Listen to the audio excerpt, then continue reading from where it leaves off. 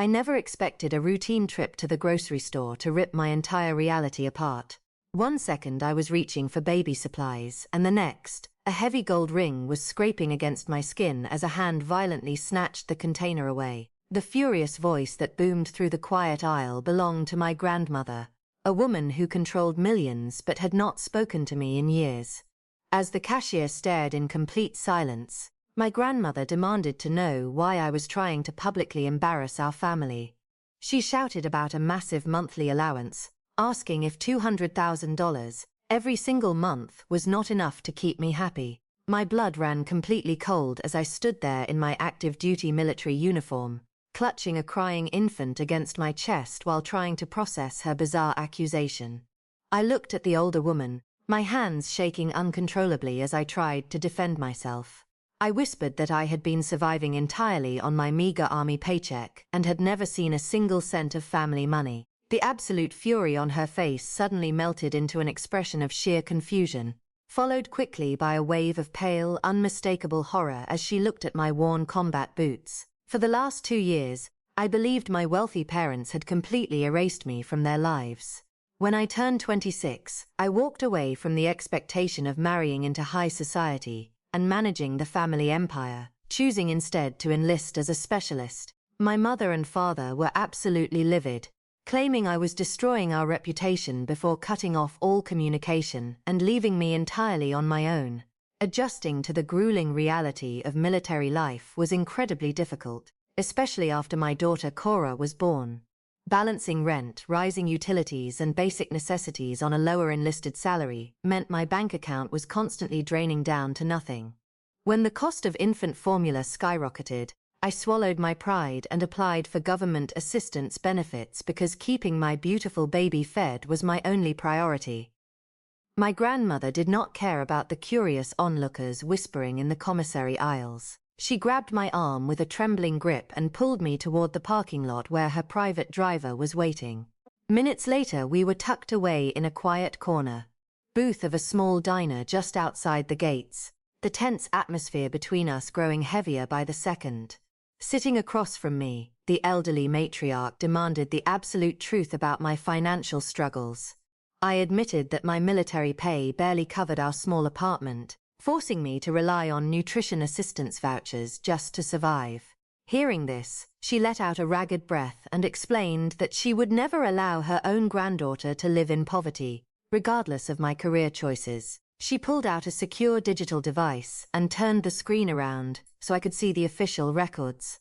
My heart stopped as I stared at a massive trust fund established in my name, right after I finished basic training. The documents clearly showed that exactly $200,000 had been automatically transferred out of the estate every single month for 2 straight years. My grandmother explained that my parents claimed they were managing the wealth to keep my military career undisturbed. I stared at the screen in absolute disbelief, knowing my personal checking account currently held less than $50 total. I looked up and asked the terrifying question of who was actually taking the cash, if I had never signed a single authorization form. When she opened the detailed transaction history, the devastating truth was finally exposed in black and white. The enormous monthly transfers were not going to a military bank, but were being routed directly into private shell accounts owned by my parents. They had painted me as a stubborn soldier who refused help, all while forging my legal signature to steal a fortune, while I was pulling grueling 24-hour shifts and budgeting for diapers. My mother and father were funding a lavish lifestyle of country clubs and luxury yachts. My grandmother slammed her hand onto the table in a quiet, lethal rage that I had never seen before.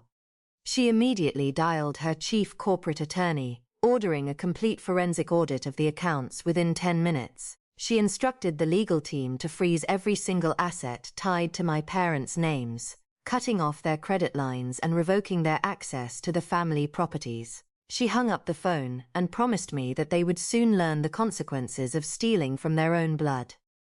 The stage was set for a massive reckoning that my parents never saw coming. Days later, my mother and father strode into the mahogany conference room with their usual arrogant smiles, completely oblivious to the trap. Their expressions shattered, when they saw me sitting at the head of the table in uniform, flanked by 3 ruthless attorneys.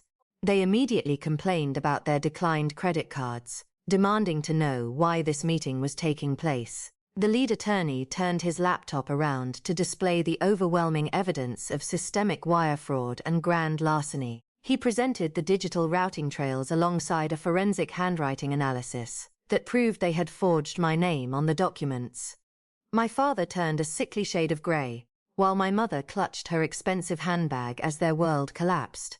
My grandmother gave them a final, terrifying ultimatum to either sign over their assets to me or leave the building in handcuffs. Realizing their high society lifestyle was completely over, their hands shook as they signed the papers to surrender everything they owned. They left the office ruined and broke, while every single cent was safely transferred into a protected account for Cora and me. I eventually transitioned out of the military, but I never forgot the feeling of struggling to survive. Today, I use those recovered millions to run a national foundation that provides emergency grants and formula to young military families facing financial hardships. If you want to hear more incredible stories of justice and resilience, please subscribe to the channel right now.